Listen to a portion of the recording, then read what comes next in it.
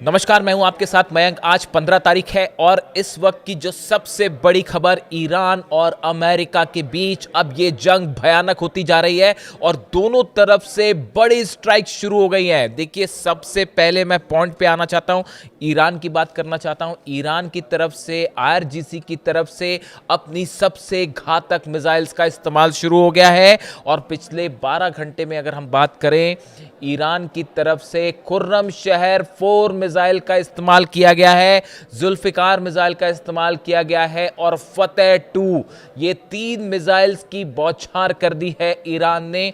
यानी कहने का मतलब यह है, अब इस जंग में ईरान ने अपनी घातक मिसाइल्स का इस्तेमाल शुरू कर दिया है। उन मिसाइल्स का इस्तेमाल शुरू कर दिया है जो पिछली बार जंग के दौरान इजराइल पर बरसी थी और हाहाकार मचा दिया था। अब देखिए, जो सबसे बड़ा नुकसान हुआ है वो जॉर्डन में हुआ है। जॉर्डन में किंग फैसल बेस पर ईरान की जो मिसाइल्स दागी गई, उसमें कई मिसाइल्स गिरी हैं।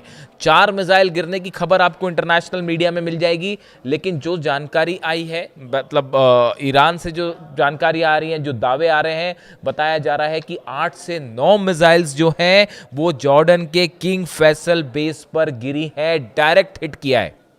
अब देखिए, इस खबर के मायने क्या है। जॉर्डन में जो किंग फैसल बेस है, इस पे एक तो F-18 जेट्स जो है अमेरिका के, इसका हैंगर है।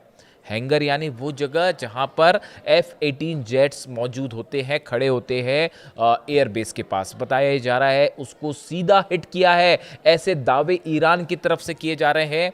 आईआरजीसी की तरफ से दावे हैं कि हमने F-18 हैंगर को सीधा हिट किया है। इसका मतलब अगर ये दावा सही है ईरान का, तो बड़ी संख्या में F-18 जेट्स के तबाह होने की बात भी सामने आ सकती है। हो सकता है अगले कुछ घंटों के अंदर जो है ये कंफर्मेशन आ जाए कि कितने अमेरिकी जेट्स जो है वो एयरबेस पर तबाह हुए। इसके अलावा मिसाइल्स गिरने की, 4 से 5 मिसाइल्स गिरने की तस्वीरें सोशल मीडिया पे वायरल है और दावा ये किया जा रहा है कि ये जो है जॉर्डन के किंग फैसल बेस पर ये हमले किए गए। इन हमलों में फतेह 2 मिसाइल का इस्तेमाल किया गया है, खैबर शेकन मिसाइल का इस्तेमाल किया गया है। देखिए, ये वो मिसाइल्स हैं जिनको हमने पहले भी देखा था कि अमेरिका का ना थार्ड सिस्टम रोक पाया, ना पेट्रियट रोक पाया। आयरन डोम जो इजराइल का है वो भी नहीं रोक पाया। ऐसे में एक बार फिर ये बात सामने आ गई है कि अमेरिका का डिफेंस सिस्टम बुरी तरह से नाकाम हुआ है ईरान की मिसाइल्स को रोकने में। और जॉर्डन में बड़े नुकसान की खबरें हैं, ऐसे दावे ईरान की तरफ से हो रहे हैं। जैसे ही इसकी खबरें पुष्ट होकर सामने आएगी, हम आप तक पहुंचाएंगे। लेकिन मिसाइल्स गिरने की तस्वीरें वायरल हैं सोशल मीडिया पे। इसके अलावा आप देखिए, जो दूसरा बड़ा अटैक ईरान की तरफ से किया गया, हमले लगातार बहरीन में हो रहे हैं और बहरीन में भी अमेरिका के नेवी बेसिस को निशाना बनाया जा रहा है। नेवी के अधिकारी जिन क्वार्टर्स में रुके हुए हैं वहां पर उनको निशाना बनाया जा रहा है। यहां पर radar system, early warning system, इन पर लगातार मिसाइल्स दागी जा रही हैं। यानी बहरीन में दूसरा सबसे बड़ा हमला देखने को मिल रहा है जॉर्डन के बाद, तो वो बहरीन को देखने को मिल रहा है। और बहरीन में अमेरिका का नेवी बेस, ऐसे दावे हो रहे हैं ईरान की तरफ से, आईआरजीसी की तरफ से, कि नेवी बेस को खैबर शेकन मिसाइल ने सीधा हिट किया है। कल भी हमने देखा था इस तरह के हमले हुए थे और एक बार फिर बहरीन निशाने पर है। इसकी बड़ी वजह है जो हमले हो रहे हैं ईरान में, वहां कितना नुकसान हुआ है इसकी भी जानकारी दी जाएगी आपको। लेकिन जो हमले हुए हैं उसमें जो जेट्स ने टेक ऑफ किया, अमेरिकन जेट्स ने, इसमें बड़ी संख्या में जेट्स ने बहरीन के बेसिस से टेक ऑफ किया है। बहरीन का नेवल बेस जो है वहां से जेट्स ने टेक ऑफ किया है जो ईरान पर हमले कर रहे हैं। इसलिए सबसे बड़े निशाने पर जो है वो बहरीन भी है। इसके अलावा कतर में लगातार हमले हो रहे हैं। कतर में कई ठिकाने जो हैं उनको निशाना बनाया गया है।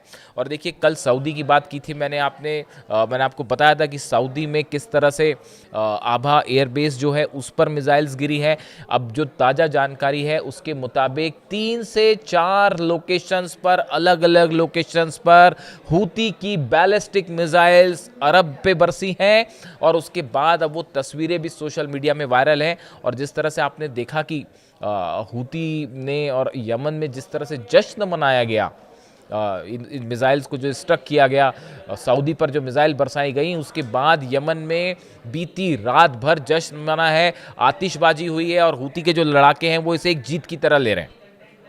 इस तरह के सेलिब्रेशन है वहाँ पर। ईरान का आप जानते हैं उसका इतिहास जो है, ईरान का जो प्लेन है उतर रहा था, उसको रोका गया, उसके बाद ईरान का सना इंटरनेशनल एयरपोर्ट पर प्लेन नहीं उतरा, उसके बाद दूसरे एयरपोर्ट पर प्लेन उतरा, इस तरह की बात सामने आई और उसके बाद फिर जो है हुती की तरफ से स्ट्राइक कर दी गई। यानी 4 साल पुराना जो सीज फायर अरब सऊदी और हुती के बीच था वो भी खत्म हो गया है और हुती ने कह दिया है कि अगला निशाना है बाबल मंदेब, उसको हम बंद कर देंगे। ये डेवलपमेंट है हुती की तरफ से। अब देखिए अगर हम बात करें अमेरिका के हमलों से, अमेरिका ने पिछले 12 घंटे के अंदर रात भर हमले हुए हैं 9 ठिकानों पर, ईरान के 9 शहरों पर रात भर अमेरिका के फाइटर जेट्स ने हमले किए हैं। ये हमले हुए हैं किश द्वीप पर, यहाँ पर किश आइलैंड में वाटर प्लांट जो है, वाटर फैसिलिटी जो है, इसको निशाना बनाया गया है। देखिए कल भी इस तरह से हमने आपको बताया था कि खुजिस्तान में जो है वो पानी का जो स्टेशन है, रिफाइनरी है, ऑयल तो माफ़ कीजिएगा पानी का जो ठिकाना है जहाँ से प्यूरिफाई किया जाता है, पानी को सप्लाई किया जाता है, उस पर हमले किए जाते हैं। और आज किश आइलैंड पर भी हमले किए गए और यहाँ पर भी जो है पीने की पानी की जो फैसिलिटी है इसको निशाना बनाया गया। ये बेहद अहम है। ये स्ट्राइक्स अमेरिका की एक सोची समझी रणनीति के तहत निशाने तय किए गए हैं और उन पर हमले हो रहे हैं। अब इसका मतलब ये है, देखिए मैंने वाटर फैसिलिटी का जिक्र इसलिए किया कि इसका परिणाम ये हो सकता है कि यूएई, सऊदी, कतर, बहरीन, इन सब जगहों पर जो वाटर सप्लाई फैसिलिटीज़ हैं वो ईरान के निशाने पर आ गई हैं और आप देखें कि इन पर निशाना साधा जा सकता है। और अगर ऐसा हुआ तो पूरे अरब में बड़ी पानी की किल्लत देखने को मिल सकती है। इसके अलावा आप देखिए तेहरान पर सीधे हमले हुए हैं। बीती रात जो स्ट्राइक की गई उसमें तेहरान पर भी सीधे हमले किए गए हैं। इसके अलावा देखिए सिरिक जो है वहाँ पर 4 से 5 धमाके हुए हैं। चाबार पोर्ट को एक बार फिर से निशाना बनाया गया है, यहाँ पर 4 से 5 धमाकों की खबरें हैं। खुजिस्तान मैंने आपको बताया कि वहाँ पर पानी के इंस्टॉलेशंस पर लगातार हमले हो रहे हैं और बेबहान में भी जो है वो कई धमाके की खबरें हैं। ये जो स्ट्राइक्स हो रही हैं, जो अमेरिका की तरफ से स्ट्राइक्स हैं, उसमें देखिए आप ऐसा लगता है कि ये एक किसी बड़े ऑपरेशन के पहले किए गए हमले हैं। देखिए जो स्ट्राइक्स होती हैं उसमें उस हमलों से पहले जो देश अपोनेंट है उसको कमज़ोर किया जाता है और उसके बाद ऑपरेशन किया जाता है। इस पैटर्न पर फिलहाल अमेरिका की तर्ज पर, अमेरिका जो है इस तर्ज पर हमले कर रहा है और ये बताया जा रहा है, जो जैसे कि डोनाल्ड ट्रंप का बयान सामने आया है वो भी इसी ओर इशारा कर रहा है। डोनाल्ड ट्रंप ने कहा है कि आने वाले हफ्ते में, देखिए पहली बात तो ये कह रहे हैं कि ये जंग अभी करीब 3 हफ्ते और चलेगी, इस तरह की बात उन्होंने कही है।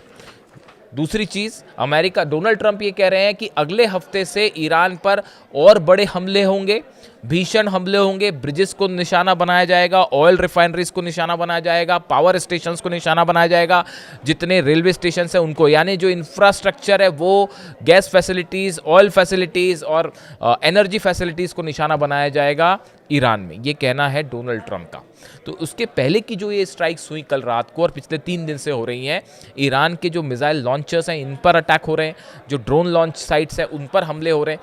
लेकिन अभी तक कहीं पे भी जो है वो ईरान की अंडरग्राउंड मिसाइल फैसिलिटी को नुकसान अमेरिका नहीं पहुंचा पाया है। हालांकि B2 बंकर बस्टर बम से बड़ी बमबारी शुरू हो चुकी है और पिकेक्स माउंटेन अगला बड़ा निशाना है अमेरिका का। पिकेक्स माउंटेन आप जानते हैं वो जगह जहां कहा जाता है कि ईरान का जो असली न्यूक्लियर स्टेशन है वो पिकेक्स माउंटेन में सैकड़ों फीट नीचे ज़मीन के नीचे है और ऊपर ग्रेनाइट की चट्टानें हैं जिस पर कोई बंकर बस्टर बम जो है वो असर नहीं डाल सकता। इसलिए क्या यहाँ पर ग्राउंड ऑपरेशन का कोई प्लान है, कहा नहीं जा सकता। लेकिन खार्ग आइलैंड को लेकर और हॉर्मूज को लेकर ये बात साफ है, हॉर्मूज को अमेरिका ने फिर से ब्लॉक कर दिया है। ईरान की तरफ से पहले ही ब्लॉक हो गया था हॉर्मूज, 2 दिन पहले से ही वो ब्लॉक हो चुका है, इसमें अब कोई संदेह नहीं है। अमेरिका ने भी अपना ब्लॉकेट शुरू कर दिया, अपने जहाज़ों को ओमान के आसपास खड़ा कर दिया है। अब हॉर्मूज फिलहाल पूरी तरह से बंद है, जो लेटेस्ट अपडेट है। यानी अब ये जंग एक तरफ ईरान की मेनलैंड पे हो रही है, अरब देशों में बम बरस रहे हैं और हॉर्मूज में भी लगातार बड़ी बमबारी हो रही है और अमेरिका के कई जहाज़ों पर हमला किया है ईरान ने, ऐसी खबरें हैं। 9 अगर हम पिछले 3 दिन की बात करें, 48 से 72 घंटे की बात करें तो 9 जहाज़ ऐसे हैं हॉर्मूज पर जिस पर हमले किए गए हैं और जिनको बड़ा नुकसान पहुँचा है। यानी तेहरान से जंग, अरब होते हुए, हॉर्मूज होते हुए पूरा इलाका जो है वो अब एक बड़ी जंग की चपेट में है और ये वॉर अब अमेरिका और ईरान के बीच में नहीं बल्कि अरब देश भी इसमें शामिल हो चुके हैं। क्योंकि बहरीन से भी प्लेन ने टेक ऑफ किया है, जॉर्डन से भी टेक ऑफ किया है, सऊदी का हूती पर और हूती का सऊदी पर हमला शुरू हो चुका है। यानी अब ये मामला एक ऐसे जंग की तरफ आगे बढ़ रहा है जिसमें शायद इसे ऑल आउट वॉर भी कहा जा रहा है। और अब देखना यह है कि अमेरिका कब तक हमला कर जारी रख सकता है, क्योंकि डोनाल्ड ट्रंप आप जानते हैं कभी भी बीच में अनाउंस कर देते हैं वो कि बातचीत हो रही है और हमले रुक जाते हैं। लेकिन अब ईरान की तरफ से जो बयान आए हैं बेहद गंभीर बयान है। देखिए, ईरान ने कहा है कि अब ये जंग तब तक जारी रहेगी, आर पार की जंग होगी, जब तक हम जीत नहीं जाते जब तक हम जंग करेंगे। यानी शायद ईरान की तरफ से इस तरह के बयान सामने हैं कि अब ये जंग कभी सीज फायर कभी जंग, ये वाली चीज़ अब नहीं चलेगी और ये आर पार की जंग होगी, इस तरह की बात हो रही है।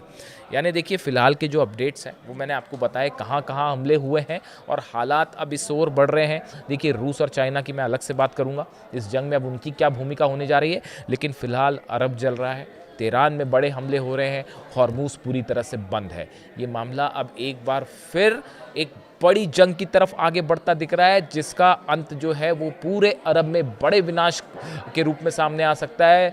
देखिए, बुशर में बड़ा खतरा है, बुशर में लगातार हमले हो रहे हैं, ईरान के न्यूक्लियर साइट्स पर हमले हो रहे हैं, इस पर भी अलग से बात की जाएगी। वो एक अलग पूरी कहानी खड़ी कर रहा है, इस जंग को एक नया आयाम दे रहा है। ऐसे में न्यूक्लियर फैसिलिटी से किसी तरह का रेडिएशन पूरे इलाके में बड़ा हाहाकार मचा सकता है। ऐसे तमाम अंदेशे कई साइंटिस्ट की तरफ से दिए जा रहे हैं। अभी फ़िलहाल इस वीडियो में इतना ही, जो भी अपडेट होगा आप तक पहुंचाएंगे। Thank you so much.